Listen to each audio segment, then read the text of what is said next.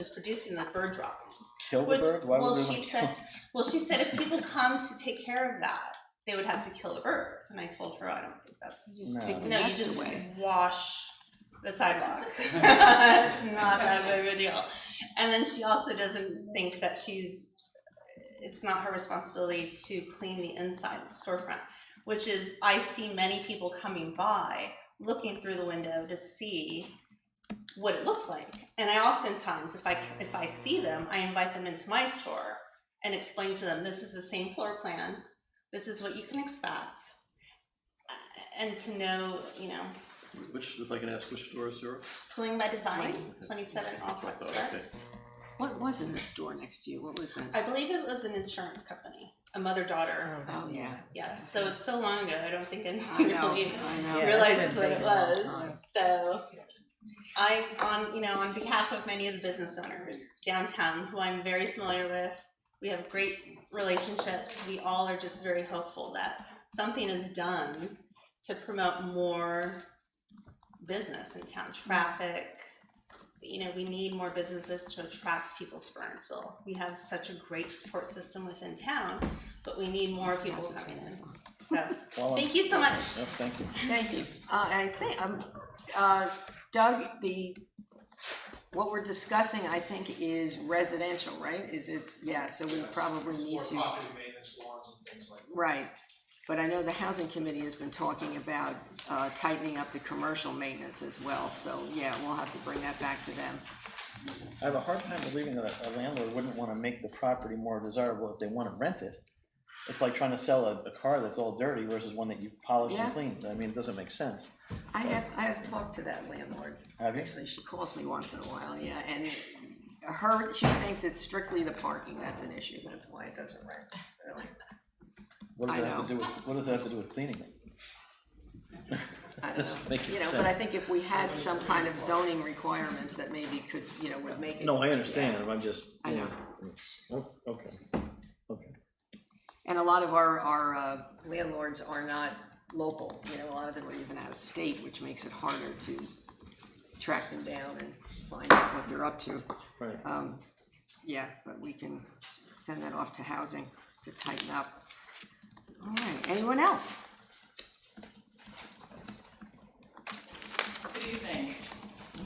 My name is Jackie Summers. I live at 18 Wesley Avenue, and I'm here to speak about the proposed ordinance for the speed hump on Wesley Avenue. Are we getting to that? That's the first.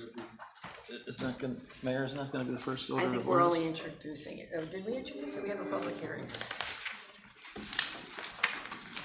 Well, we introduced it for a first reading last time, Okay, and so we did public hearing. I don't think we can move forward on this one because it isn't specific in terms of we don't have the language in there exactly where the hump is going to be. We're going to have the public hearing in another second or so. So if you want to maybe just hold your comments for that. That's fine. Yeah, we're going to have a specific hearing just for that topic. Thank you.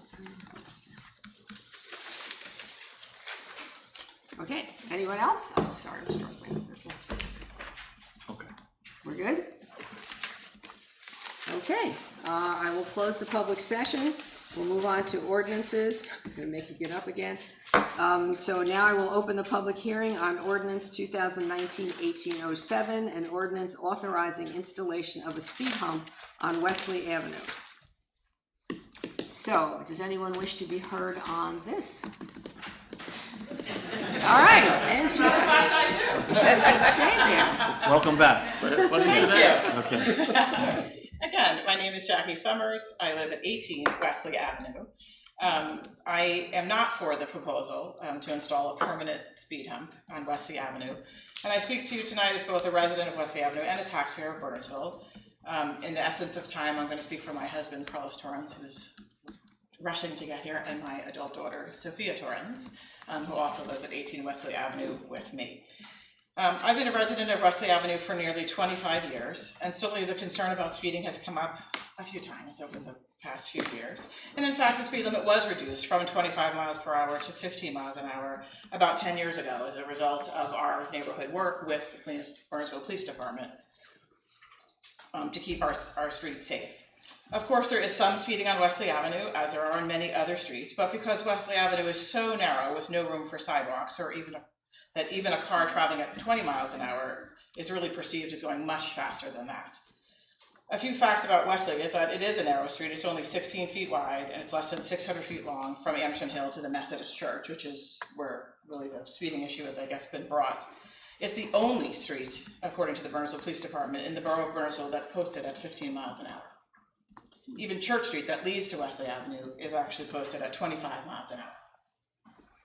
According to the Bernardsville Police Department's recent traffic study that they did just this past January 2nd through the 10th, the 85th percentile is 26 miles an hour, because drivers do assume that the speed limit is 25 miles an hour like every other single street, side street in Bernardsville. They've indicated that drivers they pull over are unaware of the speed limit of 15 miles an hour. And in fact, according to New Jersey state law, the speed limit, unless otherwise posted, is 25 miles an hour in school zones and residential districts. Addressing the safety concerns on Wesley Avenue, in the past 10 years, there has been one traffic accident, and it involved a car sideswiping a car that was parked on the street, and there have been no pedestrian accidents on Wesley Avenue, according to my overall request. As a taxpayer, I am concerned that the council is considering spending tax dollars on this project when the Bernardsville Department of Public Works is responsible for the maintenance and repair of 53 miles of borough streets and roads. Furthermore, any traffic calming measures should be looked upon as an area-wide traffic management plan, not just one road. Has the council looked at the impact that the speed humps on Wesley would have on the other roads? Will traffic be diverted to other roads, particularly to the library, which already has a problem as a cut-through? It just moves the problem to somewhere else. Is this ordinance part of an area-wide plan, or is it just a single street? I understand that an engineering study has not been done regarding the proper placement and proper effective placement of the proposed speed hump. I believe this could be a liability for the town and for the council. If we're going to put one in, I'd really recommend an engineering study for placement. I'm not insensitive to the concerns of my neighbors. We have a great neighborhood, block party, street lighting that many of you walk through. I love my neighbors, but I do not believe that the speed hump is the solution for the traffic calming in Wesley Avenue. I would suggest a different solution. I'd suggest a plan to, one, increase active and regular enforcement with that, since the traffic study has been very effective, provide education about the speed limit being 15 miles per hour, and certainly solicit community involvement. Chief Valentine, I met with him. They put it in the Friday folder this year for all the people going to the high school. We could tell the Palmer School parents, there could be a lot done on the Facebook bubble and other social means. I think that would make the pedestrians feel safe on Wesley Avenue. I'd also suggest that the borough consider reducing the speed limit of Church Street to 15 miles per hour. It's even smaller than Wesley Avenue. I would like to see this alternative solution tried before a permanent speed hump is installed. My issues with speed humps, because I'm obviously all for safety, is the increased noise level when they're implemented due to both engine and brake noise from people slowing down and then speeding up from the trucks, landscaping tows, and school buses that bounce across the speed hump. All of us on Wesley Avenue are about 10 feet from the road. So that's where our bedrooms are, that's where our families live. We will hear that. Slower response time for emergency vehicles, and particularly snow plows. Speed humps can be hidden under the snow, surprising drivers, and I worried that there'd be more of an accident.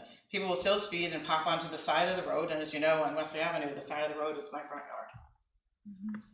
Potential negative impact on property values, and that's really a very personal preference. I will say I would not want to live on a road with speed humps, obviously, but others, I do understand that they do.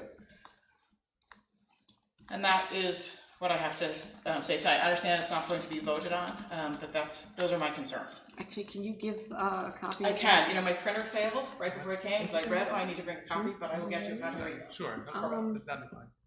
I don't know, we're introducing it. What was the issue about voting on it tonight? My understanding from the borough attorney is that the ordinance has to be specific as to the location of the hump, and that hasn't been determined. And in fact, we're going to entertain the idea of doing the engineering study to determine that very fact. It has to be determined the exact location prior to voting, Jack? Is that what you're saying? Yes. So then what do we do with it tonight? We just have the public hearing? What we can do is by motion continue the public hearing until August 14th. Okay. 12, I'm sorry. Doug? Doug? Yeah, so we would like to do that engineering report, so we get the proper placement of the table before we go ahead and vote. I spoke with John on the way in this evening.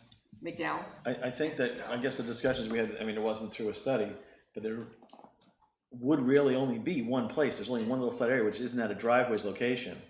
So, I don't know, I mean, it should be pretty easy to do the study. About the DOT standards and other things that were. Right, no, I understand, I'm just saying, there really isn't too many There locations. aren't so many options. Yeah, right. Yeah. I You would wanna worry the come- placement would be just because there's not a driveway there, as opposed to that's the right place to actually. I'm with you, speed. I'm with you, yeah. Right, Do you wanna come up and speak? I'm sorry, you're raising your I hand. can ask a question, or do you want me to come up either way? So come up and Come on up. introduce yourself, just so we, I think it's also fair to the residents on the street to know where it's gonna be. Of course, sure. For their opinion. Of course. Hi, I'm Jackie Catrone, 21 Wesley Avenue. I'm all for slowing the speed on the street. It's rather dangerous, but how do we know, and how effective will the speed hump be? And there's different kinds of speed humps. I was walking the dog up by the middle school today, and it's 22 feet wide, by the width of the street. The speed hump that's by the school, the high school, is only 1.5 feet wide. What kind of speed hump are we talking about? I mean, before you're voting, we should know what exactly you're talking about and what effective method will be instituted to see if it's effective or not. Whereas if it were a temporary speed hump, we could see if it's going to work. A permanent one seems like a waste of money to me, because there's only one. But I am all for coming up with a plan to slow the speed on the street. It's dangerous. That curve where I live is very dangerous. Is the speed when you're coming from Church Street is coming that way? It's not coming up from Anderson? You know what, it depends on the time of day. I walk the dog 3 times a day. The mornings, it's more coming off of Anderson, going towards the school, the Palmer School and the high school, and avoiding the stop sign, the stop light at Olcott Square.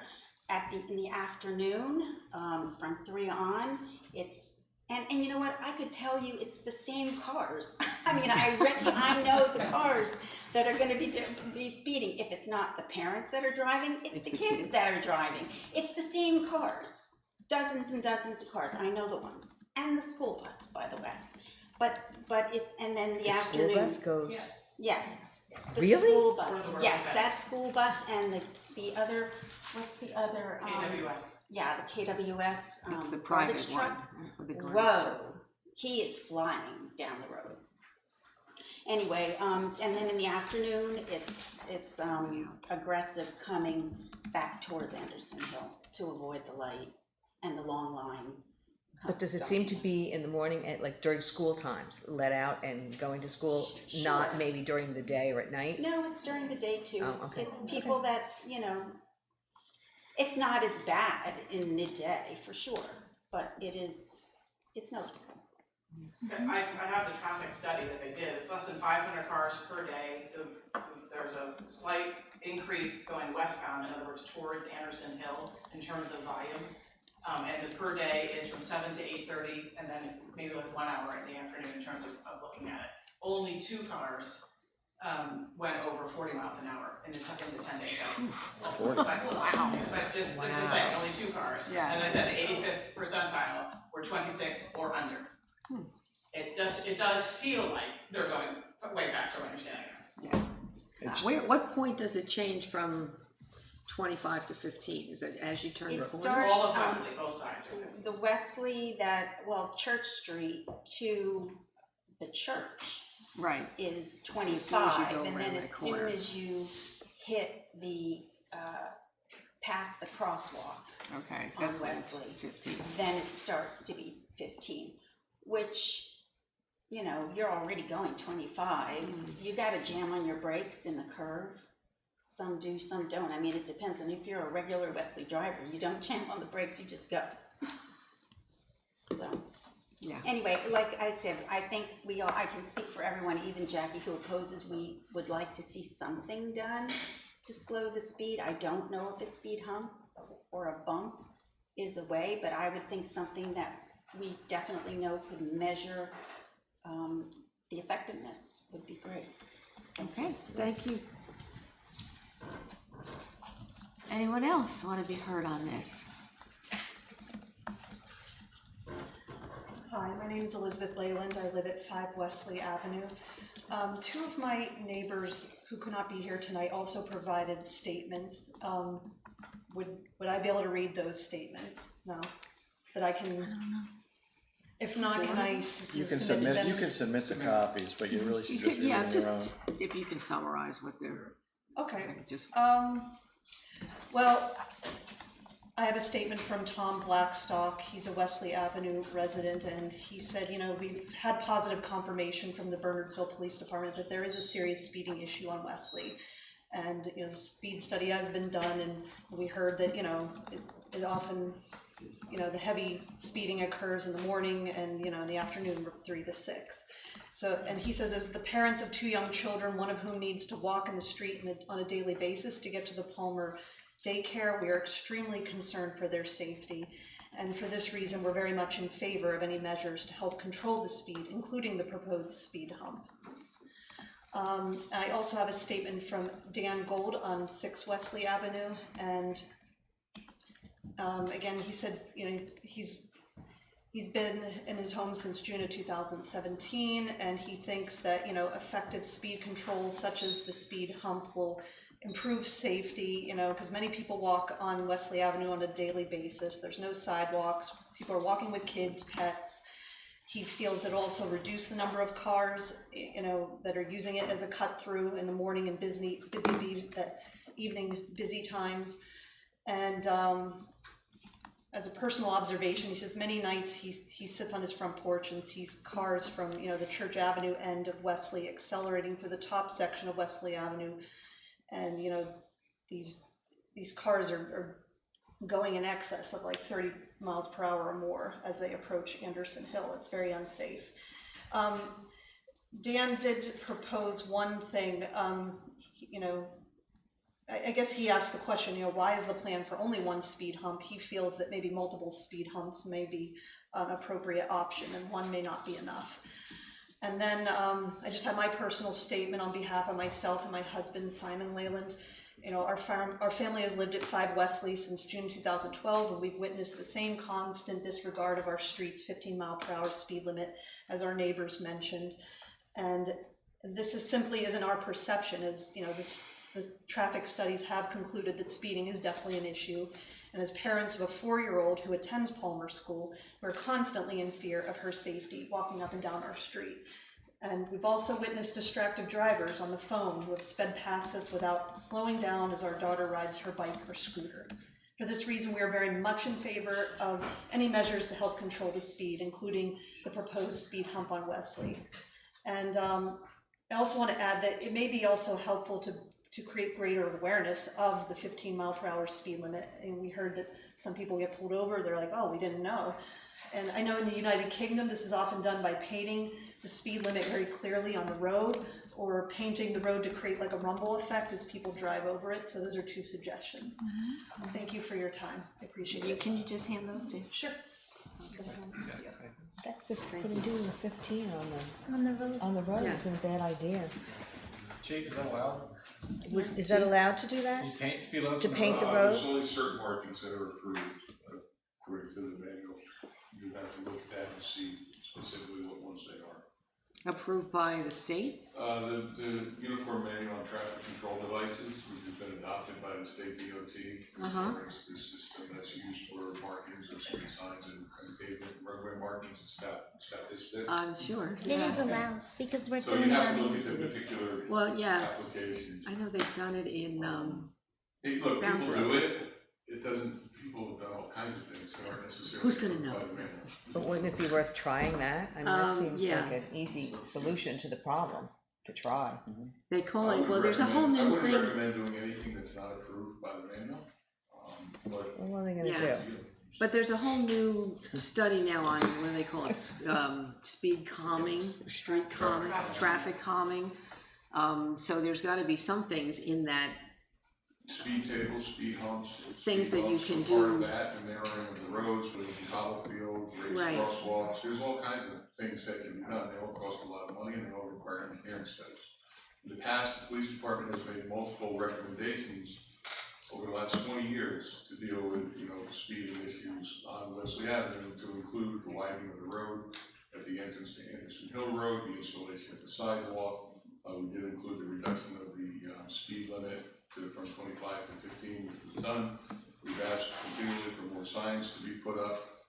It's a difficult street to sign because the last sign we put up was removed by somebody who didn't like where we put it. It was stolen, taken away. So they're either near somebody's driveway, they're blocking somebody's view. It's good for one person, another person doesn't like it. So there's a lot really going on here. The speed study does indicate that there are vehicles that are speeding on this street.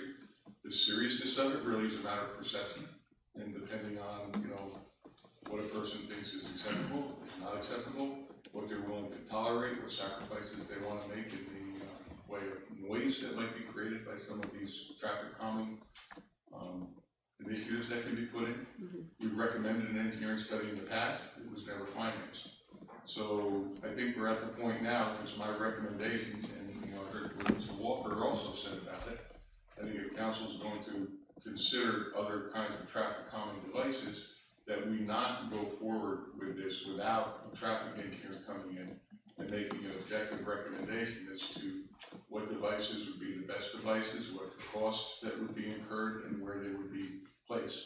Right. And that's, I know there's no money budgeted for that right now. We don't have any money budgeted for traffic studies by traffic engineers in the borough budget. What's required if we wanted to make Church Street 15 instead of 25 miles per hour? Really, it's just we have to meet certain warrants, and the traffic engineer has to come in and certify that the speed reduction is appropriate and meets the standards of the uniform manual traffic control devices and the safety. Do it around the turn. So it's similar to, we've already done that here though. Oh, so you're talking for Church Street? For Church Street, Yeah, yeah. we would have To to- come You in. could do it at least around the turn, when you go into Wesley.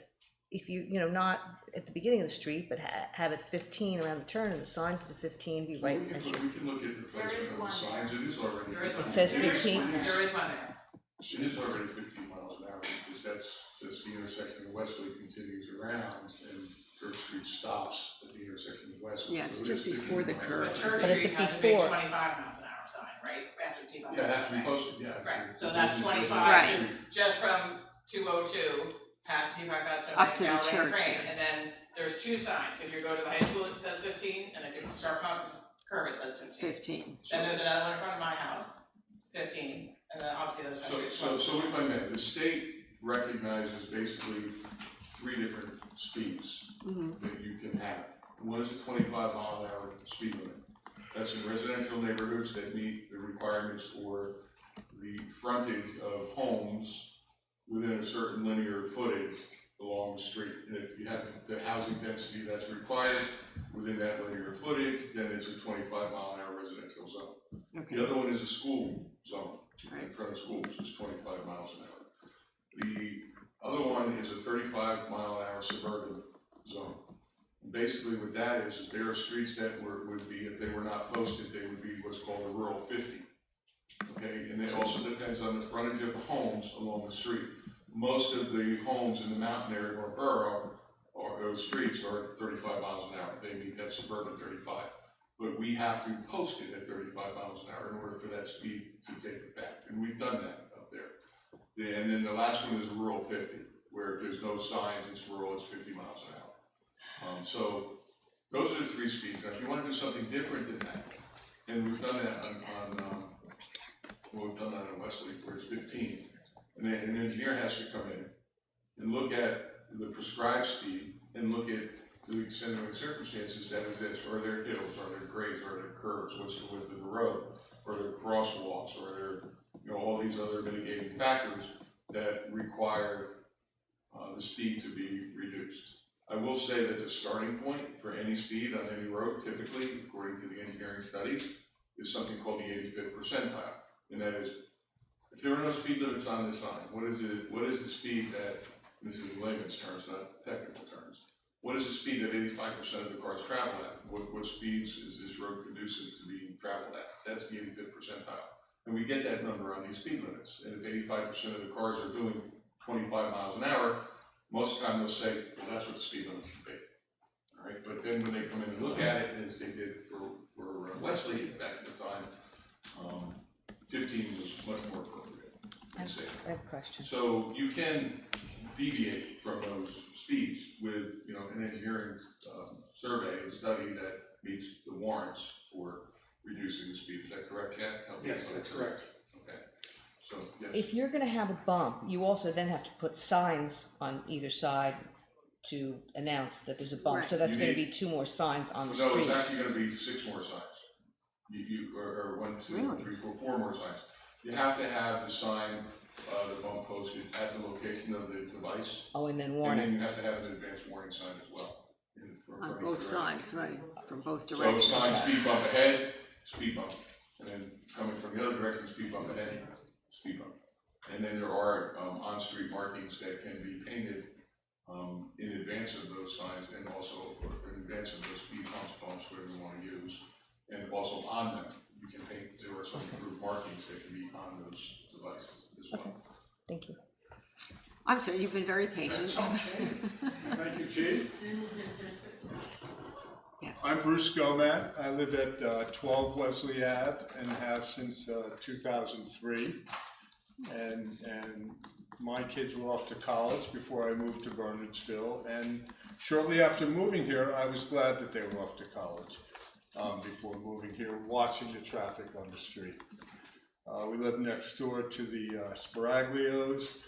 And Maddie was 1, and Mia was a gleam in her mother's eye at that point, so I've watched them grow up and have been concerned about them on the street ever since, because they were young kids growing up on the street, and there's now a lot of other young kids growing up on the street, and whether it's 26 miles on a street 16 feet wide, or 40 miles, or all kinds of speeds in between which people travel at, it's really dangerous. And if you spend a little time, you're welcome to sit on my front porch and watch it. Your eyes will pop out at some of the things you see go by.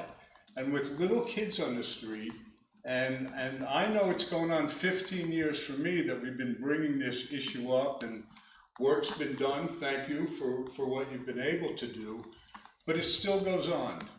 And there's going to be a tragedy eventually, and we'll have known that it was going to happen, and we'll have known why it was going to happen, and then it's going to happen, and some subset of lives are going to be changed forever. It's really an issue, and I believe needs to be addressed. Thank you. Thank you, Bruce. Okay. Anyone else? What does the engineering study cost? I sent an email to the engineering study prices that we have gotten have basically been cost prohibitive, and they've been pricing this out of the desire to continue to do them at different locations in the borough in the past. The last studies that we did, we found an engineer who was semi-retired, who was willing to do these studies at a much less costly rate than some of the previous studies that we've been getting and prices that we've been getting from different engineers for traffic studies. So I did send an email to him and request if he would be interested in doing another study for us. It's the same, I don't want to identify him at this point, but it's someone who's done some work for us in the past recently, and to see if he was interested in doing it. He is semi-retired, he does spend some time in another state, he's only up here during certain times of the year and goes back and forth a little bit, but when he's here, he's willing to, do these studies. I have not received a response. So the short answer is I don't know what this would cost, but I would suspect that you would have to pose exactly what we want him to look at. He can, do something as simple as say, yes, I recommend speed humps, and this is where I recommend them. Or he can look at multiple speed humps opposed to one speed hump, and he can look at different kinds of other alternatives that might be available as well. The more you ask him to do, I suspect the more costly it's going to be. So, we would have to define specifically what we would like from him before he can give us a solid. Well, just as a ballpark, I'm not. But what did it cost for the Wesley study to reduce that? We had to do that for the. That was 10 years ago. I don't know. Okay.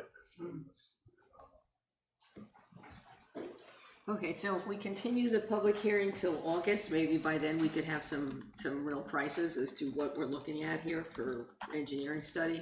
Because obviously we can't do anything till that piece is done first, right? Well, Is there's that- a lot of I'll get back to driveways, you how this many week, places and could I it could have a possibly go? conversation I with know. them, you know, Yeah, about we what need to we're study looking for that. for, and get a ballpark for you, and you'll be giving a solid price. Mhm. You know, look, the reality of it is one of the things that happens, there's a few main things that happen, right? One, narrow the roadway. The roadway can't be made any narrower. And that's one of the traffic calming things that they try to do to slow people down. Right, Another one is to put devices in the road that force people to slow down. Speed humps, speed bumps, raised crosswalks, speed tables. They all have their own unique design characteristics. One is not the same as the other, but they all do the same thing. They force people to slow down because you're basically going over a rise of some sort or another. Some more subtle, some less subtle. So that's something that can be done. But we're very limited as to where we can put those, in my opinion. well, because of the driveways and The the, driveways and yeah. everything, it may not be, you know, we may be very limited as to what's actually available to us as far as the options go. I believe it's a speed hump, is from what I know about it, I think that's what the recommendations would be, but there may be some other one that I'm not aware of. The other thing that they can do, someone said, you know, painting on the roads or markings or grooving. You know, you can put weather grooves in the pavement, that creates noise. Speed humps create noise. Those homes are close to the street. There have been many communities, Bernardsville Township being one of them, that have gone through neighborhoods and put speed humps in, and a year later, they're ripping them all out. There is a considerable amount of traffic on that street, as we know, and as we all know, there's an awful lot of landscape trailers in Bernardsville that have a lot of rattling trailers that would be going over anything, any devices or speed humps. Can you limit on that street a certain size vehicle, like so that you don't There have is already buses, a weight trucks? limit on that street, Uh-huh. I believe it's 4 tons, but most of the landscape vehicles, pickup trucks with the trailers are. Well, can we say no trailers, no pickup trucks or trailers? Could we somehow limit commercial traffic? That would be difficult to do, it's No, I mostly think we gross can only vehicle do it by weight. weight. Hanging. Only by weight? It's mostly gross vehicle weight. You know, I know there's probably other vehicles that are cutting through there from time to time. And, you know, we're doing everything that we can, and I think the residents on the street know that. You know, we've tried to work on placement of signs, we try to go up in our radar, we have put it, you know, done public outreach to the schools, to the Palmer School.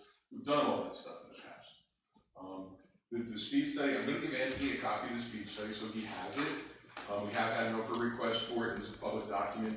It does not assume, and it does not say there's a speed problem, it gives you data. Right, it tells you what the speeds are, when the speed occurred in January 2018? 19. Now, you know, is this, when school was in session, January 2nd through the 10th? Yes, school was back in session in some of this, so we caught some of that. If we did it now in the summer, and then, you know, we could do again, you know, like we got so many requests for speed studies, all of our equipment is already deployed on other streets right now. But you can get, you know, there are different times of the year, I think, when traffic is more and traffic is less. I mean, look, we know it corresponds with rush hour traffic and school traffic. The morning, the afternoon, the weekends is when most of it happens. However, there is other periodic traffic that will use that street at all times of the day and night. So, you know, it's really, a lot of it is finding what the residents can agree on, what they would like, what you know, what we're trying to achieve. Some people may be more tolerant, some people may be less tolerant. Our goal is to make it as safe as possible. And, you know, I talked to John McDowell about this. I think to do that, we would recommend that we would have to appropriate some funding to have a traffic engineer come in and look at what can be done on that street. And we believe that that's what should be done before council makes final action, even though it's not required. That, No, it makes sense to do that. Before we make any final determinations about that. And I noticed that somebody brought up about the size of them. I noticed the other day I was in Somerville, and I think it's on Cliff Street, that at every intersection there is a big speed hump, so it's Those are very. It's not a speed hump, that's a raised speed table. See, and those are, they're quieter though than a hump, because it's very gradual as you And get to it. they're also in between there, you also go over humps on that West Cliff. Oh, it's both? It's Is West it Cliff both? Street. Yeah. I think you'll But see again, the them. houses are set very far Yeah, back. they are further back, and they are gradual, whereas if you go to the polo grounds, what you have, you know, those Yeah, the factory speed they're more, bumps. they're bumps and they're When noisy. you hit them, you Yeah, know you've they're hit really a loud. lot of noise. Speed humps can still have noise too, as well, depending on the speeds that they're using. Well, and if you're hauling a trailer or something in the back So, you know, but with they equipment are in it. a little less intrusive. Okay. Okay, so we will put this. Need a motion to a continue motion the to- public hearing until August 12th with no further notice of publication. So I'll move, we delay this to the August meeting for additional information related to engineering studies. Okay, I'll second. Voice vote is fine. all in favor? All right. Aye. Opposed? Okay, so you're all welcome to come back in August. Hopefully, we will have more information by then, and, you know, in the meantime, you know, anything else you come up with or ideas, please feel free to reach out. And thank you for coming and taking time to, put your thoughts down. Thank you. All right.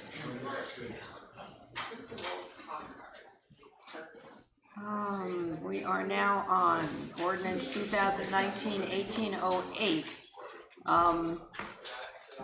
We've actually tried to move it.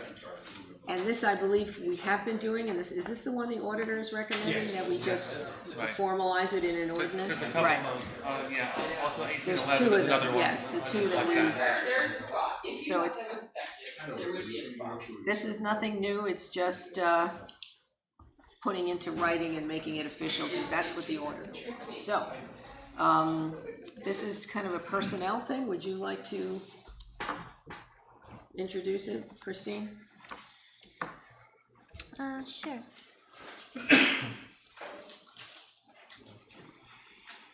I move that ordinance 2019-1808, an ordinance authorizing certain borough offices and employees to use standard electronic funds transfer technologies for electronic funds transfers and supplementing and amending Chapter 2 of the Borough Code entitled Administration, being introduced by title, passed on first reading, published according to law, and that a public hearing be scheduled for a meeting beginning at 7 p.m. on August 12th, 2019.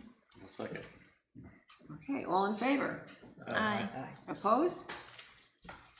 All right, next is the lease on Dunster Squibb, so we finally resolved that, Jack, with the I think number I of years? finally got the Friends of Historic Bernardsville, the county, And Green Acres. and SHPO on the same page that a 20-year lease is acceptable. That's good, all right, and is this basically so that they can, apply for grants, is that kind of? So they can apply for grants, because they've been de facto, you Right, know, superintendents of the property for years Right. anyway, so. okay, why don't you do this as Public Works? Good on you. I move that ordinance 2019-1809, authorizing the lease of the Dunster Squibb property, block 80, lots 14 and 14.1, to the Friends of Historic Bernardsville, Inc. Be introduced by title, passed on first reading, published according to law, and that a public hearing be scheduled for a meeting beginning at 7 p.m., August 12th, 2019. Second. All in favor? Can we have a question? I just, Yes. does the fact that we're granting them this 20-year lease mean that we have no control over the use of the building then? Or how does this, what are the terms of this lease in terms of restricted use? Yeah, it essentially gives them control, but it's what past councils wanted, we've been working on it for 3 years, I think. Okay. But, you know, we can discuss it further at the public hearing. Will any of them be here, do we know, Dan was not available, I know. okay. So, yeah, I'll see if he can come in. Yeah, maybe he could be here to answer questions Yes. if it comes up next time. Okay, so we had a second, yes? Yes. All in favor? Aye. All right. This one is new. I'm not sure who should move I'll move this. this one. Go ahead. I'll move the ordinance 2019-1810, an ordinance prohibiting marijuana facilities and supplementing the amending section 12 of the Borough Land Use Ordinance entitled zoning, be introduced by title, passed on first reading, published according to law, and that a public hearing be scheduled for a meeting beginning at 7 p.m., August 12th, 2019. Second. Comments, discussion? So, well, I have to ask, why is this coming up when we have actually discussed in the past that when the state finally makes their determination, or I guess no regulations or law. Every iteration of that so far, every draft has said that previous municipality ordinances are moot and would have to be done all over again, so why are we taking a step now? I believe that bill is dead right now. Exactly. This But it's deals with medical facility, marijuana facilities as well, and not recreational, which the. This one right here, no, it says recreational and or medicinal marijuana. Correct, but the main purpose of this one, as I understand it, is to prohibit. Right now, what's allowed is medical. Right. Well, I'm trying to get at what is the bill this? got broken apart, and one piece is the I medical. understand that, and it's gonna come back, at some point it'll come It back, will. and every iteration so far has said that previous municipal actions would be invalidated.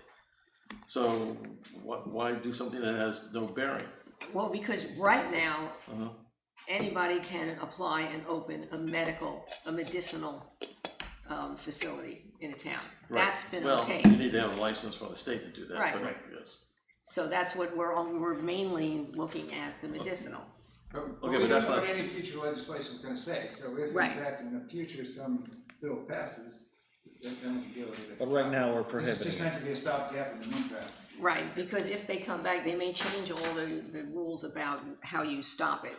The first one was very clear about, these are the, you know, you have to do, there were like 4 levels of which you had to do it, and you had to do it after the law, but that's all gone I now. got that. So, and here's my concern, and full disclosure, as a physician, I'm actually certified with the state to be able to prescribe marijuana. I don't practice any longer, but just to be clear, I mean, I actually have been certified by the state to do this.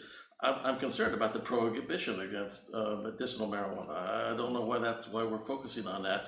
And I think the language here is pretty vague. So it says it's prohibited to facilitate the sale. Does that mean some physician who is actively practicing can't write a prescription? That's facilitating the sale. I don't see it that way. I see that, It's not a matter of what we see, it's how it could be interpreted. At the end of the day, this means. plenty of places in Morristown, some in those other towns are gonna have plenty of dispensaries. I don't think we need one in Bernardsville. It may not stand at the end of the day, but I think it creates hopefully at least a perceived barrier to entry. If somebody wanted to do this, they can maybe do it somewhere else where they might welcome it. You know, we just kind of don't want to be. This does not restrict, first of all, I would argue that a dispensary for medicinal purposes, restricted to medicinal purposes, isn't necessarily a bad thing.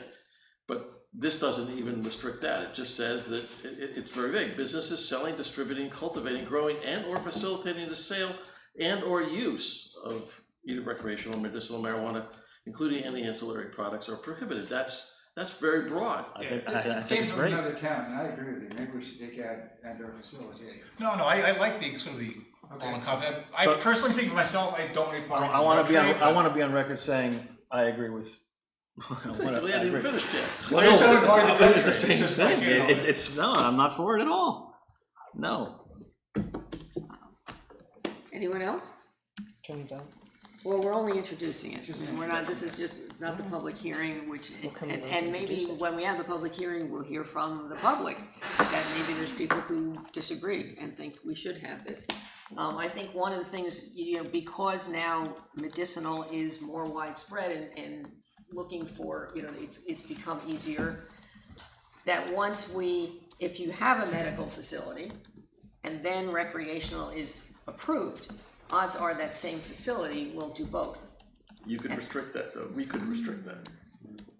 I mean, At that point, maybe you could. yeah, but maybe it's my perception, but I feel like the whole medicinal thing, well, there probably are some cases where it is beneficial. I get this feeling that it's very broad and you can find like a whole, you know, it's a front for recreational Oh, use. please, first of all, in fact, it's pretty restrictive in the state of New Jersey, and there are a lot of proven uses for it.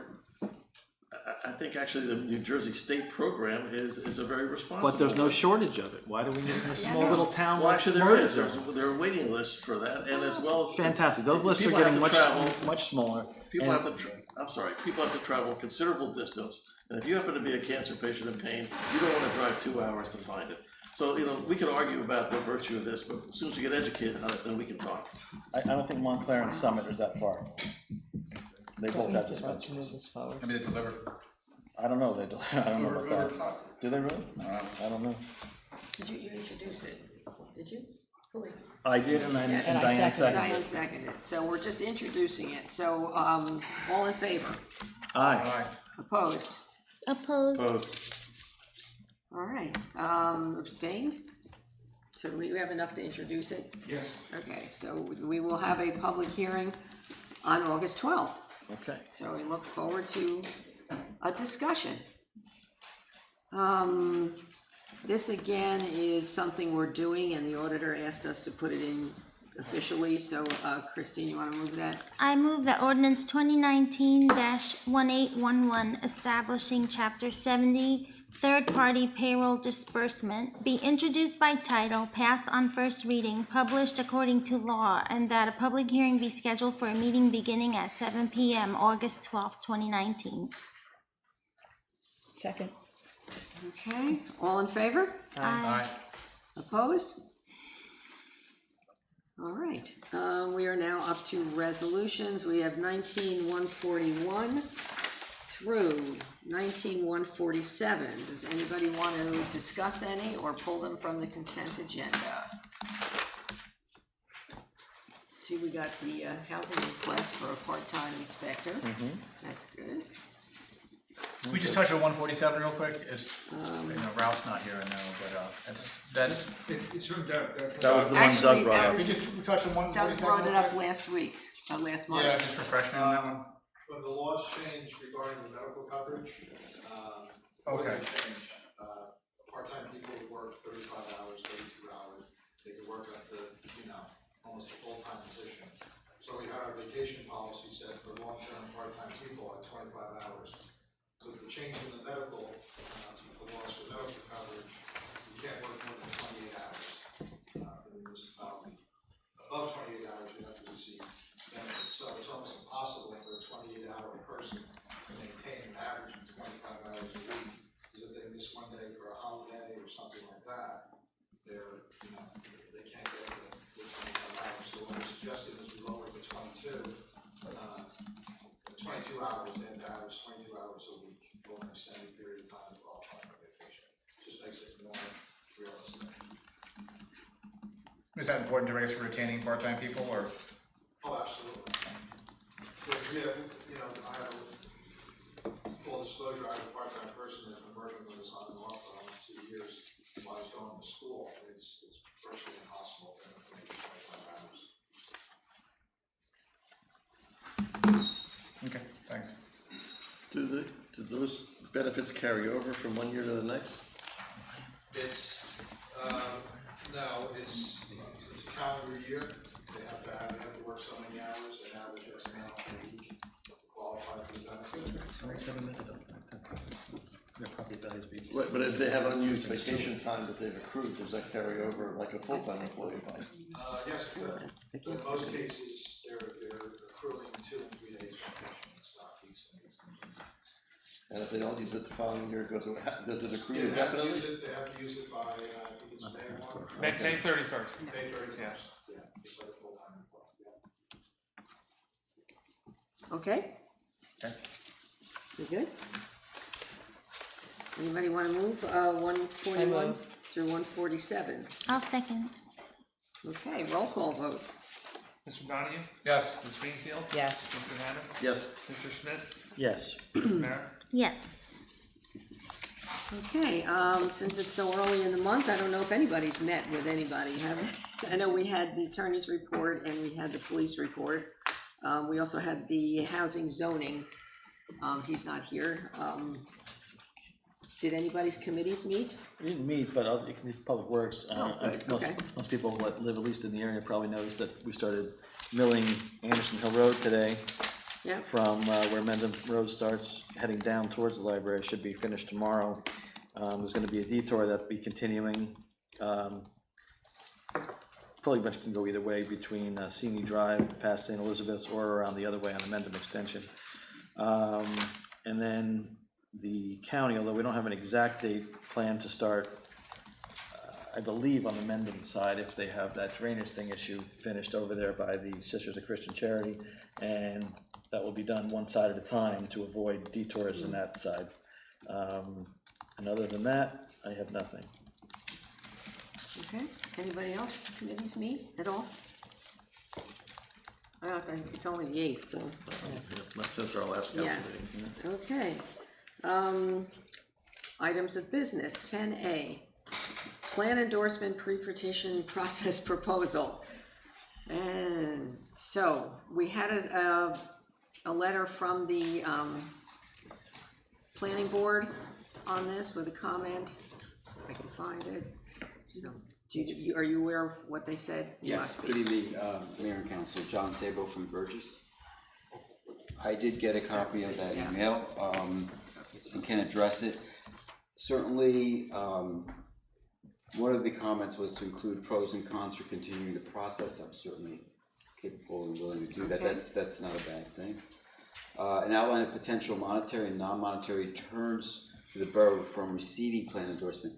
That's a more difficult item, because to quantify that, you have to know what the grants are that are out there, what you would qualify for, what your competition would be, what the funding levels are, and there's really no practical way to do that. I can provide an outline of the types of grants that you would be interested in receiving under transit programs from the DOT, under DCA, under environmental protection, for example, but to quantify and to try to calculate a return in the traditional sense of what a return is, would be virtually impossible. No, I mean, yeah. just, it would be very difficult. And again, it's, if you're not in the game though, you don't have a chance. In terms of competition versus somebody else that does have those extra bonus points, and you have to weigh that benefit. And the last item, a recommendation letter on whether or not the borough should proceed. I have to defer to the mayor and council on that. That's a policy decision. I would think that the planning board's role and the consultant's role would be to advise, provide as much information as you need to make an informed decision about whether or not it would be in the best interest of the community to proceed. I will say, since our last meeting, I did speak again with the state of New Jersey. And I brought back again the concerns that I shared with this council about cost, about the process, the relevance of it, the return to the community, all the things that I know weigh on your minds, because I deal with a lot of municipalities, and these are standard issues for you. When I asked about whether or not there were grants available to support this effort, the answer was talk to Mr. Walter Lane. I said, well, what efforts have been made to simplify this so that it's understandable? I don't know if you've had an opportunity maybe to look at the link and see everything that I described to the mayor and council and to the planning board. It's a very lengthy and very involved process. And they said, talk to Mr. Lane. And I said, okay. Any efforts to encourage municipalities to participate in this process? Talk to Mr. Lane. So I did. I spoke to the planning director of Somerset County, a fine gentleman and well-respected planner, and he was very solicitous. He encourages the borough to participate. Of course, their focus is regional and how to integrate regional planning into one comprehensive way to benefit the entire county. And he assured me to represent to the council, the mayor and council, that whatever resources he can lend to this, short of actual money, he would be willing to do.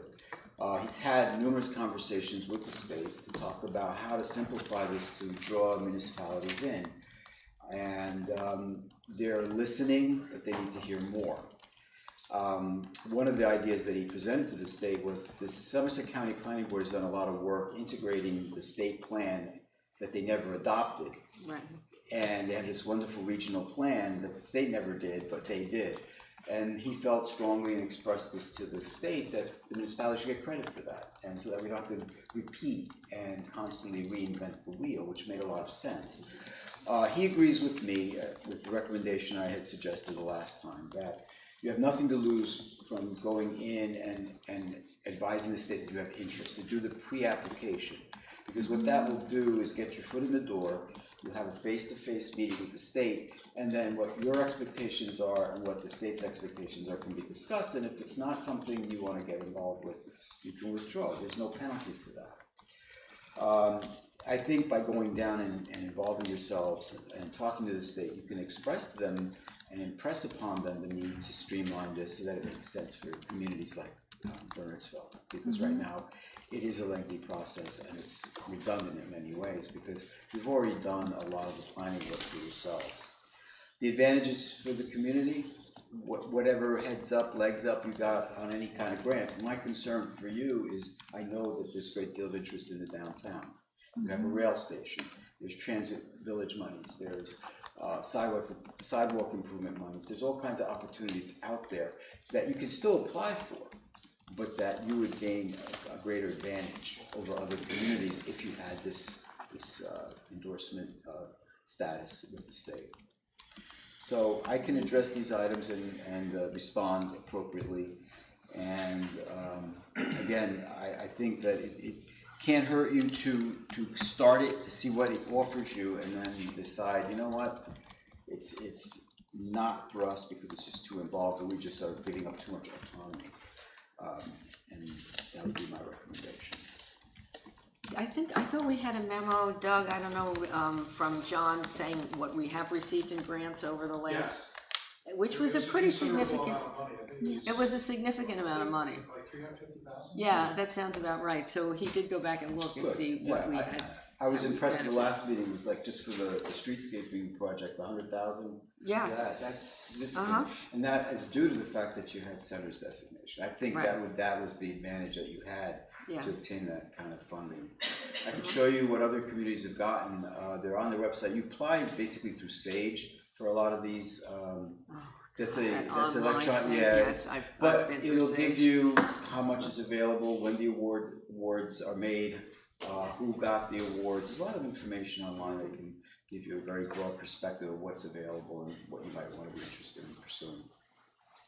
Okay, and then if we get Main Street designated, I mean, we'll just be available for every grant. We can get them all. It was 300 for centers of place in 2001 and 200 for transportation enhancement in 2002. Yeah, so it was almost 500, altogether. That's pretty good. Yeah. But who knows what the budget calls for today. That's the thing. Okay, thank you, John. So I don't know what we have to do at this point. Jack, do we need to?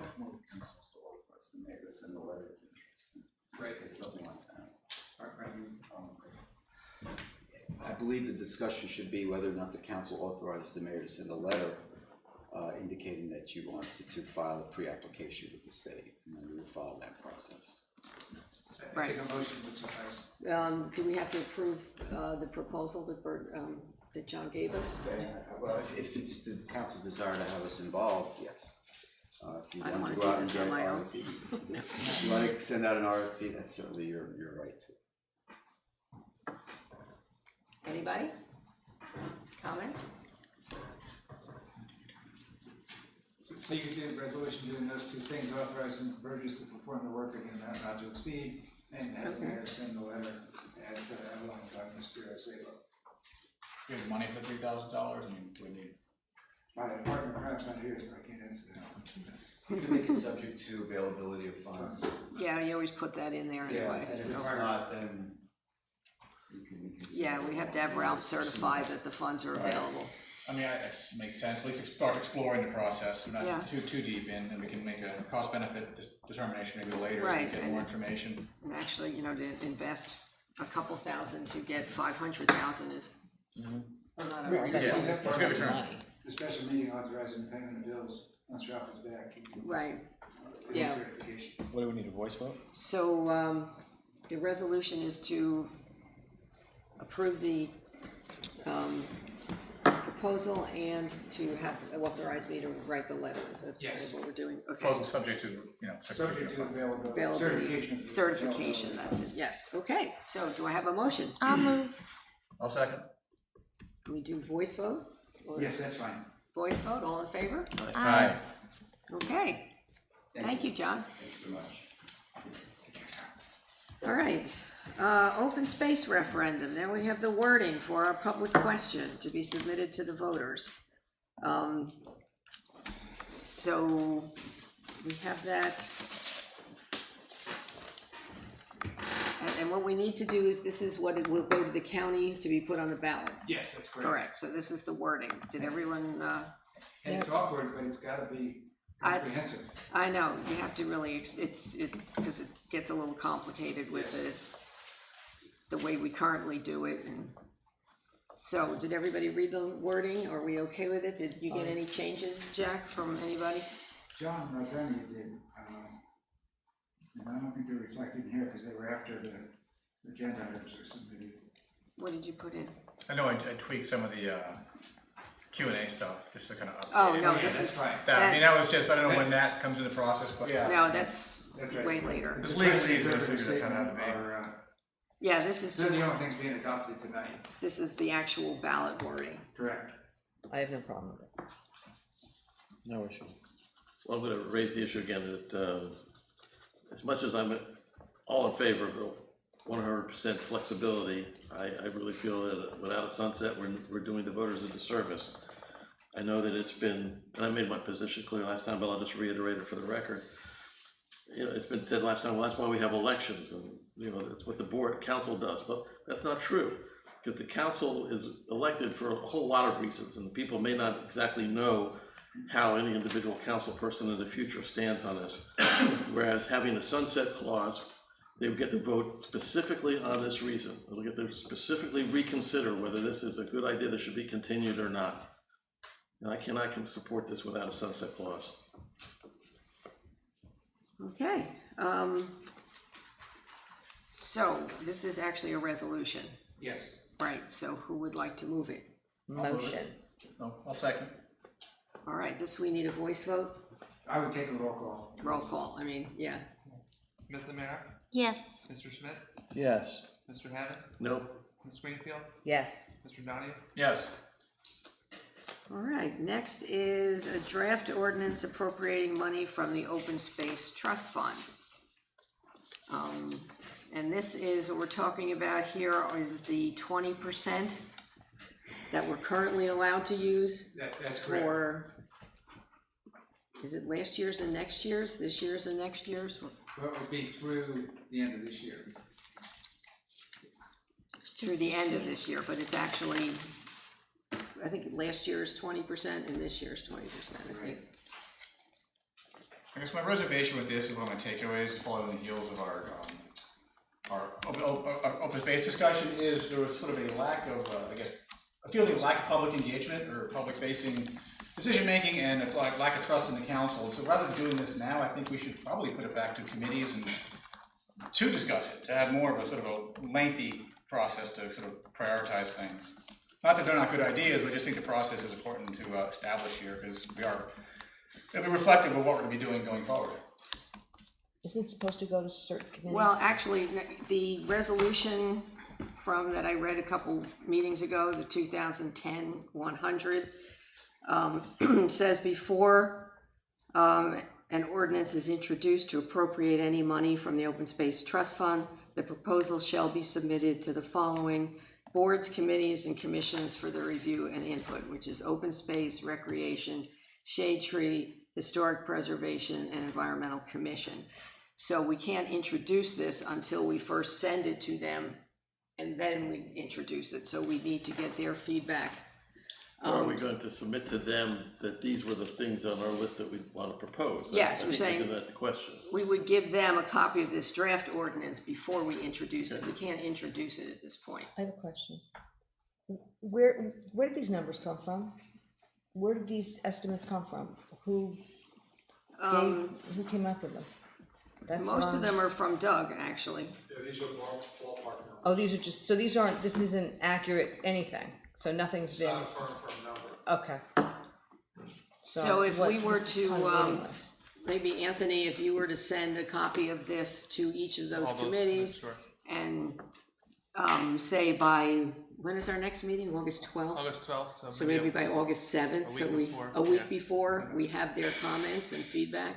I know rec meets tomorrow, But so. you have do it tomorrow. You have to also tell them these are not real numbers. Yeah, when I submitted this, it didn't have any of those details inserted. So I would not designate specific numbers for each of the proposed improvements, just like we do for a street ordinance. So just a total? The total, I mean, we could put this as a footnote or something, or a memo saying these are the estimated amounts, and that's how we arrived. A lot of the estimates came from that. From the ad hoc From the- group as well. from the ad hoc. Actually, I think, The lights, I provided. the lights you had, the drainage they were two put together, it was a 10 and a 15. One was the dugouts and I I'm forget. just concerned that the lights are 65 and the drainage is 30, the way this is written. Well, can't we put the total of what we have, Yes. and these are the things we wanna do, and we Yes. can do whatever will fit And in then that total depending when on we get bids? how the numbers Yeah, come that's what I in. would suggest. Okay. Right. Well, aren't some of these like handicap access, and these are necessities, right? So can we take that out Well- and make that just a motion to go out to bid for it? Handicap access? Well, no, because you're still trying to use the money from open space, so we can't, until we say we're gonna take the money from there. Yeah. We These columns can't. are set up, for instance, location, the first one would be Veterans Field, and the right column would be lights, as opposed to a dollar figure. Right, You know, the second one would be Veterans Field drainage, the third one would be polo grounds connecting path, for a total of 146,000. yeah, no, I see what you mean. But we've gotten all of these suggestions, or all these requests, have come from the various committees over the course of the year. Mm-hmm. And if we go now and ask each committee now, what do you think of these 7 or 8 or however many there are? We're gonna get 3 different opinions from 3 different committees, we're gonna go nowhere. We've gotten the feedback from the committees, that's how we generated this list. At some point, the council has to be an executive and make a decision that these are pressing demands. Handicap access, we know that the safety of the dugouts in the Rose Bowl, that's a safety issue. The dugouts were already, I think you were gonna take them out of, facilities to do the drainage at the dugouts in Veterans Field. Wasn't that something you were gonna use your budget for? At the Rose Bowl? No, not the Rose Bowl, Veterans. at, Polo ground. Veterans, Polo. And instead we said maybe it should go, See, a lot of these items, we need engineering for. right, Because many of these items may require an NJDEP permit. Okay, so these were just ballpark numbers, to try to quantify when the ad hoc committee was putting together the numbers for the referendum. right. Okay, so without doing an engineering study, or having an engineer come in and look and see what we need to do, we just try to ballpark these numbers just to see what the potential, could be, the potential cost.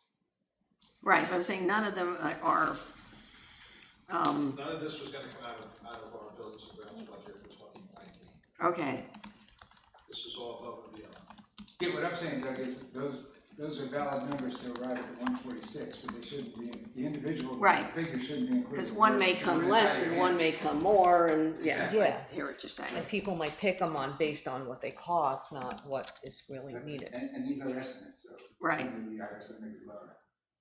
But it's still, if we're following the rules we made, they need to go to the committees before we introduce an ordinance. That's what it says, before we appropriate any money, which is what this is doing. It's appropriating money. How are we gonna, so if we get, let's just say for the sake of argument, the 3 different key committees, rec, environment, shade tree, open space, actually 4 committees, they come back and, There's 5.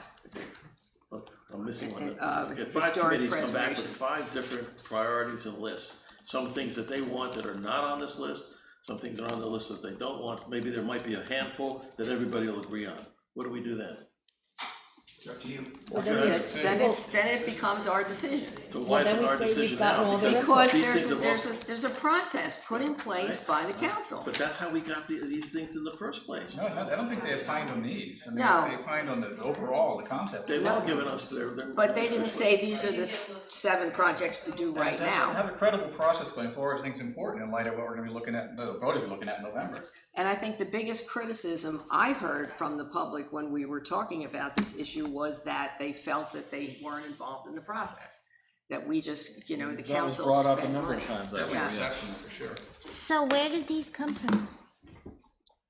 These were, The ad hoc I think, some that were on your list, some that, no, these particular group, I think that was your list, wasn't it? And some of the ones that came out of recreation and, I don't know. Recreation did a list. Right. provided. But recreation didn't want portable lights, as I recall, I have a question. so. isn't the only thing we really need to do here is to give the list, we have $146, these are things we wanna spend the money on. We don't itemize it. Give it to the committee, say, this is what we're doing, what are your comments? They have a comment, yes or no, we like this, we don't like that, and then we go, okay. Then we And then we make a decision. And then we can decide, They all okay, have a we're date to still get doing back to this. us by, at least then they Right. know what we're planning, and you Yeah. gave them the transparency. And all it's taking is one extra meeting, so I think it's worth the one extra meeting to make sure that we follow the process that we have put in place and can say that everybody had an opportunity to weigh in on it. I mean, they're not gonna weigh in on other things, they're weighing in on this is what, that we give them, these things, this is their choice. Does Rec have only the one meeting tomorrow? I'm not sure what the August schedule looks like. Can you get that to Rec tomorrow? I can definitely get Yeah. it tomorrow. Anthony said he could get it to them tomorrow, for tomorrow. I could email Cheryl tomorrow. I don't know if she has an agenda or anything already done. I did a quick one, I got it during work hours, so I haven't looked at it yet. Yeah, all right, so I can email her tomorrow if you want me to do that. Yeah, I think if we can get something out tomorrow to these 5 committees and just ask them by a week before the August, because it's almost a month away, right? It's today, the 8th, actually, it's more than a month. So, well, by the 7th or Wednesday, the 12th, so it'll be the 5th. Yeah. So to get By a the response back by the 5th, or to let us know if they can't. But just to, and then we could introduce, if, you know, depending on, you get 5 different opinions, then it's up to us to decide what the priorities are. Yeah, I'm fine with that as long as we don't drag it on indefinitely. No, it's one more meeting. One meeting. Okay. Can I ask We'll Jack do a that. question? Mhm. Can we authorize, like Doug had mentioned, the engineering study for any of these separately, like tonight? Sure. Yeah, we'd have to certify the funding. Yes, but. Well, no, this is, the engineering But can the come out engineers of are the, retainers, so. Yeah, wouldn't it be our Just borough have to be engineer clear that about would? Ralph. we technically don't, I mean, well, yeah, it would be the, Borough engineer, they could Right. design all the drainage, but I mean. But we have to, Still have to find the money, but we have it's to not authorize. authorizing a new contract, but yes, you'd have to authorize them to do the work. but the engineering would also come out of the open space fund for the Yes, that's right. projects. So again, it has to go through that process before we take the money out. So we can't authorize engineering If you to follow do, that- If you follow that 2010. Well, why don't we see what the results of wait till the next meeting, and then, we can't authorize engineering to do drainage. No, Not if you're gonna spend. well, the what money if from open everybody's, space. what everybody says is, well, we'll do everything, but don't do that. I mean, we don't know what the response is gonna be from anybody yet, we don't know But I'm anything. saying that's a necessity. That's, I mean, you can argue that all of them are a necessity. I mean, we've had no access, handicap access to the fields ever since they've been there. which is, yeah, should be addressed this year. Right, and that's what we'll do after we go through the process. Got it. That's all. Actually, do we have, to our attorney, do we have to do that like urgently? Because aren't we out of compliance with Americans for Disability Act? It's a public access for which we don't have disability access. Not necessarily. Yeah, well, no, it's a pre-existing. Right, not until you start doing things to it. Okay. Once you start renovating, then you need Then you to have to comply. comply. Okay, so one more meeting, we'll do that, we'll notify, we'll follow the process that we're supposed to follow. And then we can vote on it on the 12th, or introduce it on the 12th. And you'll send it to open space too. Yeah, open space, rec, shade tree, HPAC, environmental. Yeah, there's 5 of them. Property maintenance ordinances, this was you, Doug, right? Yes, we have, the zoning, speaking with the zoning folks. Right. We really don't have a tool to force people to do the maintenance on their properties, landscaping and such. So what we're going to do is put in an ordinance for the borough to have the work done and then put a lien against the property. A lot of these properties are back on. I think that's a good idea, I just don't know of any authority allowing us to do that unless it's for health and safety reasons. For property maintenance, pure property maintenance, just aesthetics, I think what we have to do is just issue summons on a daily basis, drag them to municipal court. I think we get, the issue is we get to a point where I think it does become a health and safety, we have grass that's, you know. Yeah, then we have. Using your hip Then we have existing ordinances, and there's a process you go through. We've done it several times. One way is the borough issues an order to show cause to the property owner. First, we have to get a certification from the health officer. Then we issue an order to show cause to the property owner as to why the borough should not go in and clean up the property. And the property owner, I think, has 10 days to respond. If after that period is elapsed, then the council can determine to go in and clean it up and place a lien on the property. But that's authorized by statute. And we have that on the books presently? Yes, we have like 3 or 4 things. I've got a table I can send to you. Various ways we can do it. But just for pure aesthetics, like the grass is too long. I don't know of any statutory authority to, place a lien on the property and do the work. But you can issue a summons for that. You can issue a summons Can on a you daily fine basis. them You on can a do it daily every basis? day. Yes. Can we Yeah. fine them we could fine them. Right, because every day is a new violation. Yeah. Okay. For that kind of ongoing violation. Can we increase the fine? There's a cap by state law. It's around $2,000. I forget exactly what it is. Can we fine the people in town who own properties that aren't maintaining the outside of them? Yeah, if they violate the commercial property maintenance. Yeah, there is a commercial, actually, the commercial one, I think, is a little stricter than the Yes, residential. both of them came out of the committee when Lee Honaker was mayor. It's just trying to decide, I don't know what, like just having the newspaper and having it empty is not a violation. That's right. It's if they're not pulling the weeds or the paint's falling, chipping, and that kind of thing is a violation.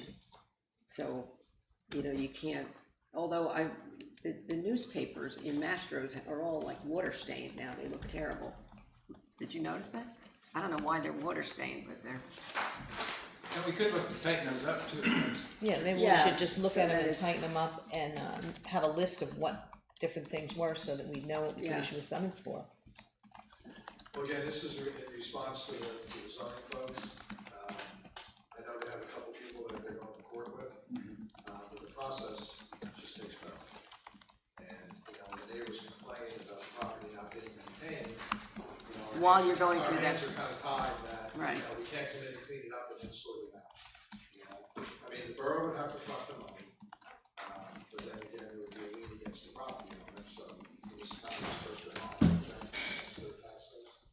I'm sorry, I couldn't hear that. The municipality is first in line when it comes to lien, so That's correct. We would always be reimbursed.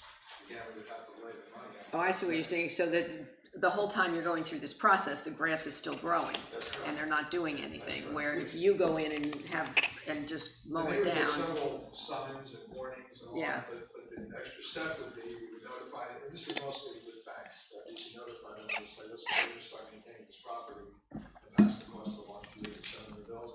And I've had dealings with this in the past, and it really does get the bank's attention, because they don't want liens against the property. They don't wanna maintain it, but they don't want liens. Right. So can we do that? Are we allowed, you're not sure if we Again, I'll can? look further, but over the years, I've never found any Never seen it. statutory authority to do that, as I say, except for health, safety kind of things. We've had it in the past where the health officer would listen to what you came in and said, there were rats, as a result of the accumulation of garbage and things like that, then we can clearly Right. do it. And I think the issue, one of the other issues that the zoning officer is running into is that, if I understand correctly, the Bernardsville Township Health Department, who we work through, does not address those type of issues, they don't consider that to be under their purview. Well, they haven't passed. Yeah, so. Yeah, I think if you identified something, they would come. Right, if we asked them. Well, if it was garbage, probably they would come. If you said you could issue them a daily summons. Yes. And the maximum fine or fee could be $2,000. Does that mean you could give them a summons for $2,000 every day? Well, you give them the summons and then the fine is set. I mean, a fine. Court judge. But you said each one is independent. Each Correct. summons. That's correct. So they could conceivably be fined $2,000 a day, every day. That's correct. Works for me. It could be a moneymaker. And in my experience, municipal court judges will set the fine at, $10,000 and tell the people if they clean it up in a week, they'll lower it to $2,000 or something. Yeah. We're trying to get compliance, but. Exactly. Okay. Can I ask you a question? I'm not allowed. No. We're almost at the open session, so you can do it then. I'll- Okay, thank you. Okay, so just so I understand, so I can report back to Jeff, we're just gonna say the laws that we have on the books, the ordinances that we have on the books. Well, I think Jackie's gonna give you the, I'll look it, I'll talk to you about it. Yeah, and we'll see if we This has can. come up over the years. Okay. And then maybe we should be looking at the commercial ones as well. Yeah. Yes. The next is Somerset Hills Mountaineers equipment damage costs. You may remember we had a storm that damaged the roof on the snack bar where all of the Mountaineers had their equipment. Nobody was aware that water was getting in, and they had this much water in all the bins where all their equipment was. And I guess the one bill I received was for, I guess this is what you had to replace. Where is it? The Nard? Oh, yeah, that's the cleaning. Cleaning, okay, so this was to get it all the stuff clean that had mold on it and whatever. What I told him, I would ask the council if we would be willing to pick up half the cost of that, because it was, you know, I mean, it was a storm, the roof was damaged, we didn't know that the water was getting in, they didn't know the water was getting in. Our insurance didn't cover it, their insurance didn't cover it. We had a statement from them that they had signed 10 years ago saying that they were responsible for their equipment. But I'm just saying, I think it would be a good gesture for us to take some of the responsibility for the damages that they incurred because of the water. And since we were gonna put shelving in there and they've asked not to have it, and we were gonna spend, how much, 4,000 or something on steel shelving? 7,500, which we're now not gonna do, that instead we compensate them for some of their loss. What was the total amount lost? 48,2210 is this particular bill. So what would the amount be? That's only for the cleaning, that wasn't we lost all of our equipment. We have to replace it's probably gonna be 13,000 plus, but that's only for cleaning what we could. So it's 24, say $2,500. I could probably get behind that. I mean, would we be taking any responsibility if we did something like that, Jack? No, I would have that side release saying it's accepted without any admission of liability by the borough.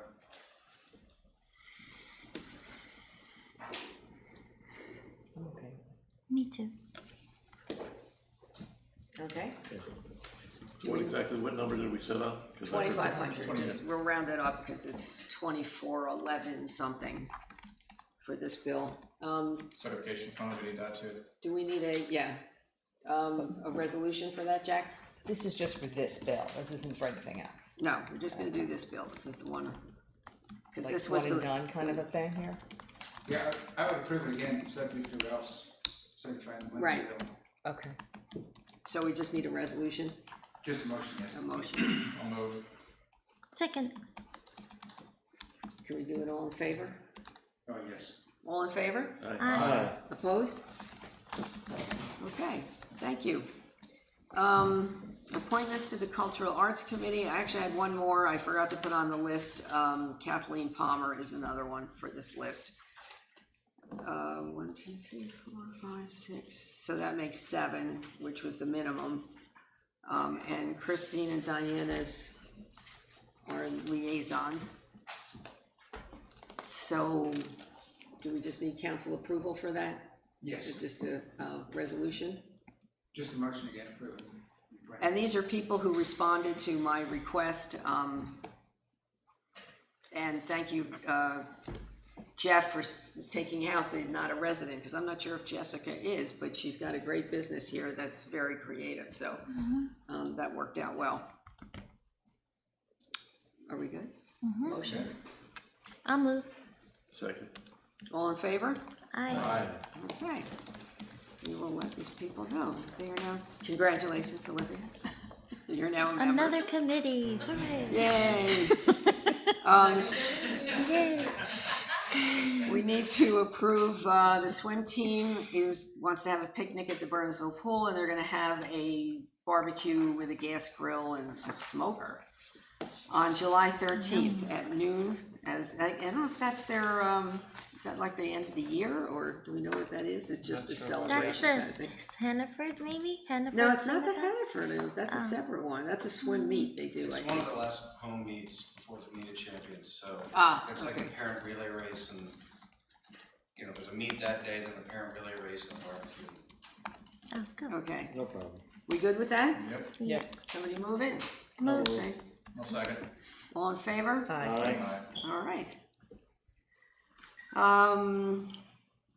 Mayor's update, what did I have to say? Yeah.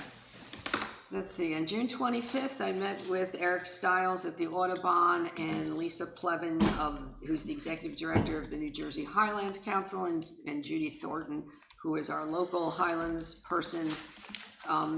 There's a lot of grants available through Highlands, particularly a downtown type grant. So I am going to meet with them again and find out how we can apply for some of the grants that they now have available. For some reason, they're one of the few state agencies that actually get money to give away. So they had some downtown grants that I'll be researching. I attended on June 26th, which was the third public meeting of the Somerset County Preservation Plan. I think, Christine, you went to the second one? It's on their county website if you want to see it. It's very exciting. When they just did a summary of what the plan was, and it actually is, it's a farmland, historic, tourism, and open space and recreation is what they're doing a master plan for. And they will have, I think in about a month, they'll have the final plan up on their website, and it'll be up for at least a month for public comment. So it's really worth looking at, because it's talking about that 202, connecting towns with walkways, and it's pretty ambitious, but I think they could do it. So it was pretty exciting to hear all about that. June 27th, I attended Roselle Bank's 130th anniversary, which is pretty incredible. I think Jeff and I were at the were you at the ELC luncheon? No, you weren't, that was the other thing. The ELC luncheon, Kevin Corbett, who is the new executive director of New Jersey Transit, was the speaker. They're really doing a lot of reworking the image of New Jersey Transit, getting things running on time. I asked him about, because we had approached them maybe about, our train station. And at this point, they're researching all their assets and what they want to do with them. So they're not making any decisions about what they want to do with local buildings but they're doing a lot of exciting things. And then Pat Kennedy Grant. Was there any discussion about increasing direct service by any chance? They did talk about that. He went through a big lengthy thing about why they can't do it, and it's moving this over there, and if you do it there, and it was it's not going to happen soon. They may get, I think they're working on the Raritan one, but this end not so much. Yeah, I know, it's slow, it's all, and then they all bring up the gateway in that discussion, but they are working on getting things on time, and we'll see. Well, I just thought of this, it may not have been an appropriate place to bring it up, but did the issue about the noise on Rushmore Farm in the middle of the night come up by any chance? Did we get a chance to put that there? No, and I've been planning to call him, because I haven't heard from Henry in quite a while. I did have our representative, I forget her name, contact him directly. She was supposed to call him and have a discussion with him, because I kept, kind of being the intermediary. So I had them talk to each other, and I have not heard from Henry since, so I'm hoping that it got resolved. But I was planning to call him and ask him. I'm not sure what they did, or if, it got changed, but he hasn't been back. Correspondence, we have a letter from Bike MS. The county challenge, country challenge, or is it county? Country challenge. It is. Are you in that? Yes. Yeah. Ah, okay. So it starts in Whippany and comes all the way out here? How many miles is that? You can pick your route, 25, 50, or 62 miles. Phew, okay. Wow. Do we have to do anything about this? They've done it, did they do it every year? Yeah. So what do, I think it was just an information type of an email just to tell us that it's happening, but there's no approval or anything like that. no, well, they said if they need any permits, hold harmless agreements or anything. I can give them a whole harmless agreement, just so that they sign it and get insurance from them, but there's no council approval needed for that. Do you get involved in that at all? No? Not really, other than the fact that we're aware that it's occurring, they don't request this for any Nope. traffic control or anything, No. so we're just traveling along the way. Yeah. Okay. And there's no permits or anything that they need from the clerk's office. That is when, September 14th and 15th, okay. Unfinished business, do we have anything? New business? No? Okay, another open session.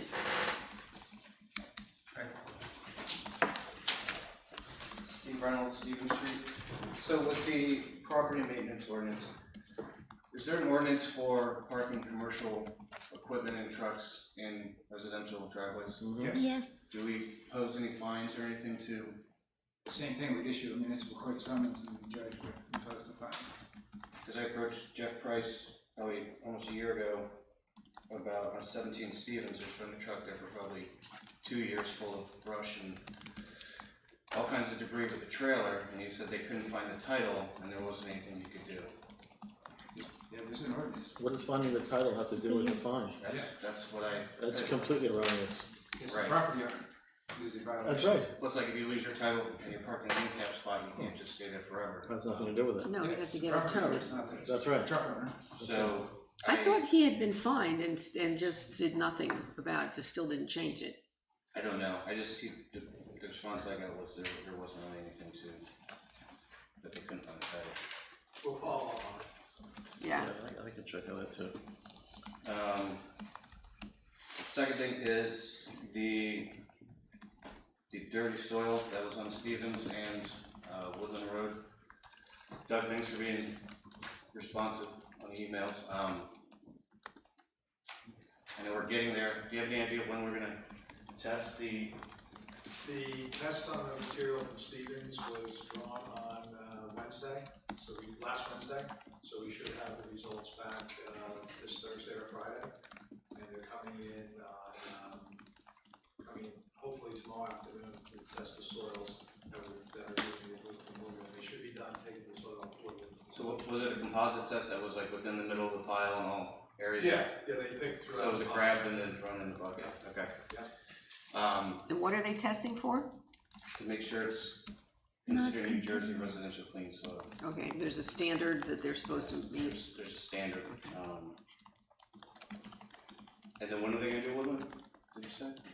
Probably tomorrow afternoon. You think they'll be done with Woodland tomorrow? Yeah, they should be.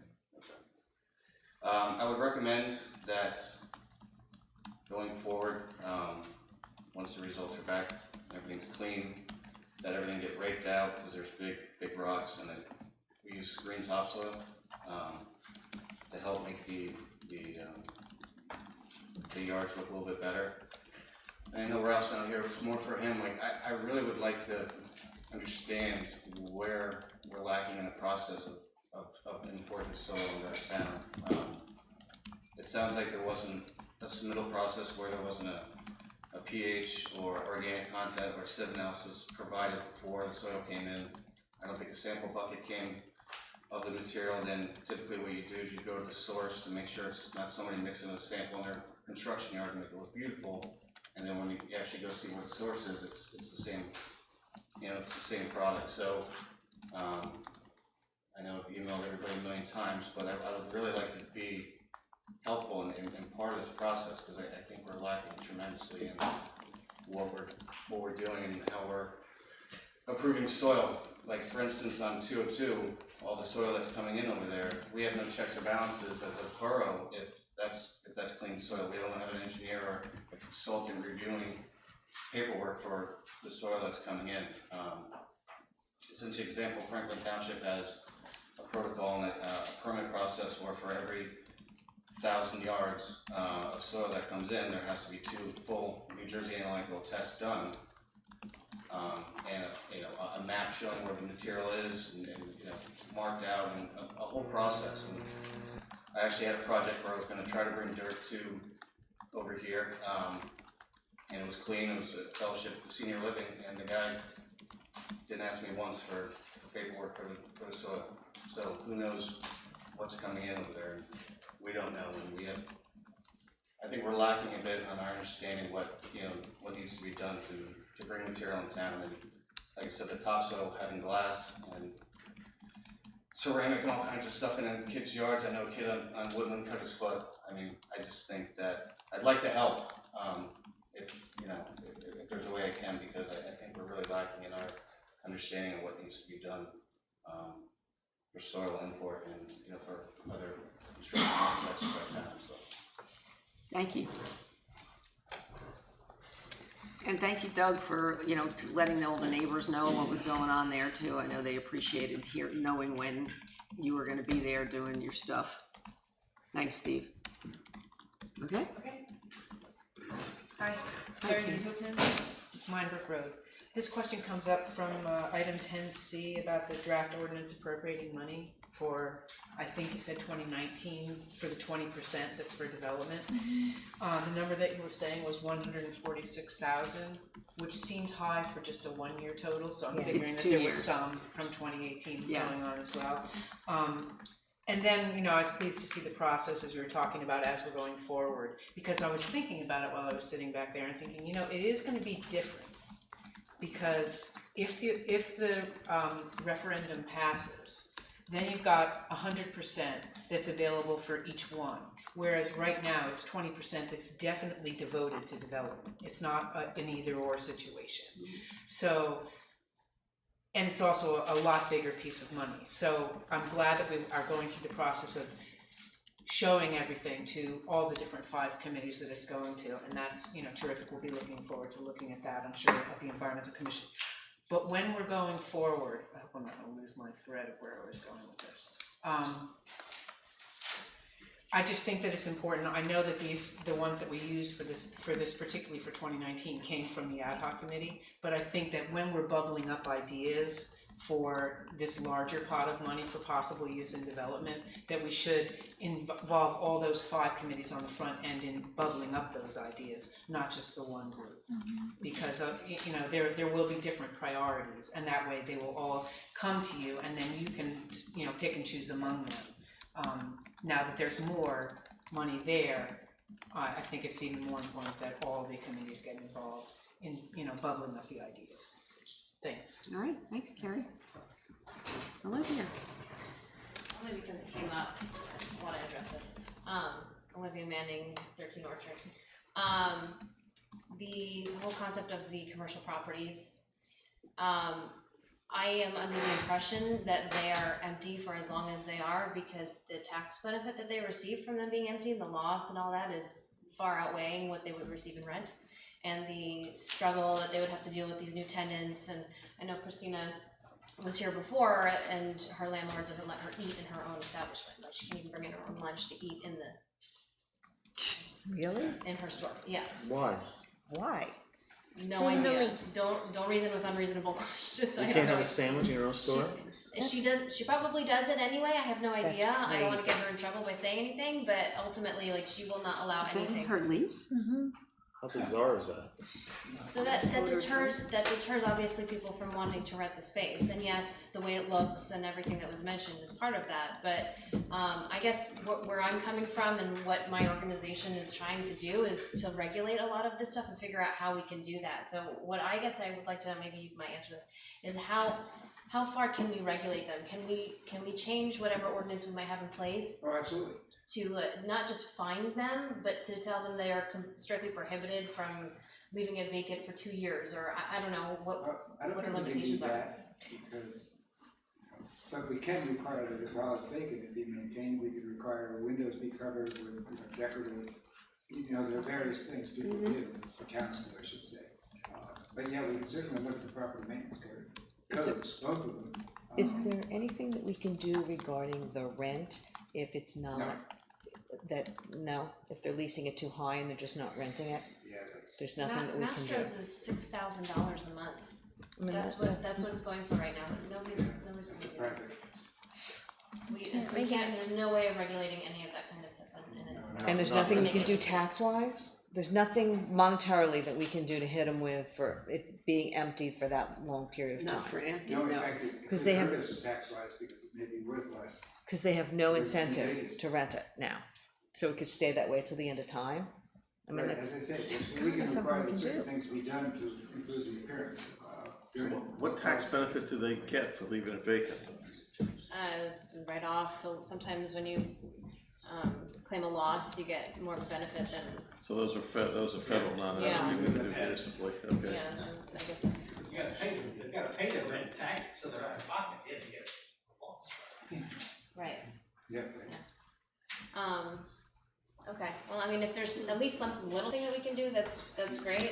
I know that Even part of, requiring decorative windows, that's something. yeah, I part mean, of what that- about if we required them, you know how with Masters where they took the sign off, you could see where the letters were? But shouldn't that have to be painted on the They did. outside? I saw them paint it. Oh, they did paint that. It wasn't even that long ago. It's been like that for so long, it's I just. just imprinted in my memory. Yeah.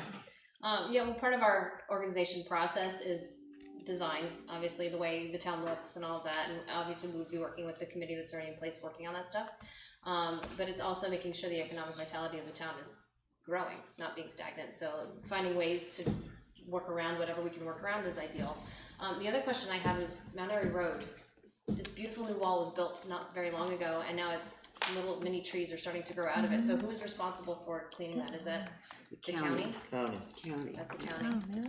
Okay, so we would Yeah, I have had to. somebody else complain about that today. Well, it's not so much a complaint, but other than Yeah. it's already doesn't look so nice. overgrown. I know, mean, it it's doesn't- we walk down all the time. And I'm just so shocked at how quickly it's grown. I mean, I guess that's weeds for you, but I was And just rain. curious. Yeah.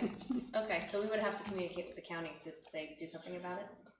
Yeah, is there probably, maybe call John McDowell for the right person at the Can county. we do it and then charge the county? No, I don't. They have to, They wouldn't have- say, they wouldn't reimburse, I okay. don't think, yeah, they have to do it, but John McDowell could probably give you the right person to call, so you're not, floundering around trying to. do Couldn't he call? the county? What?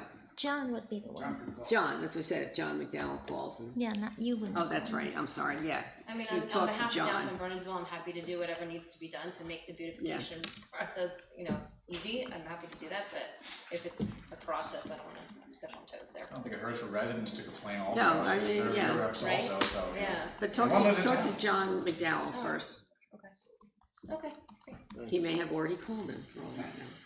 well, then I'll push them. Yeah. Okay, thank you. All right. Anyone else from the public wish to be heard? Is this new business or open session? We're in open session. We already did new business. Can I add, just to go back to the marijuana dispensary, medicinal, I just wanna correct, or at least make the record straight, because I've heard that it was bandied about that there were dispensaries in Morristown and Summit, that's just not correct. No, I said there's one proposed in Morristown, there's one in Montclair, and There's there's one in one that's shortly opening in Summit. But the six current, I just wanna make sure everybody knows, the six current sites are Cranberry, Egg Harbor, Belmar, Woodbridge, Montclair, and Secaucus. Okay.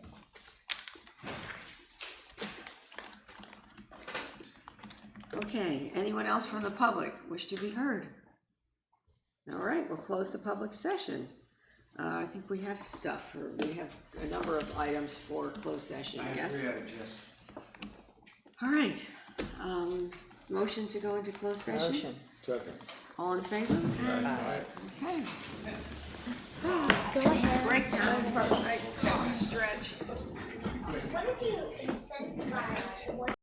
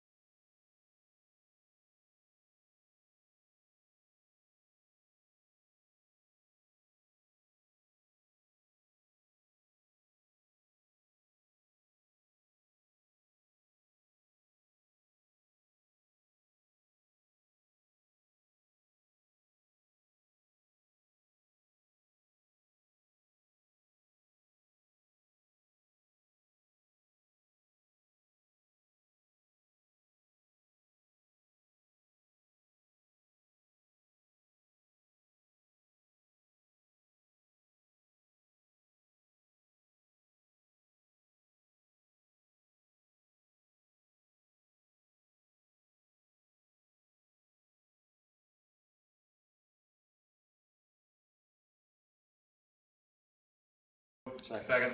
All in favor? Aye. Okay, not bad. Good.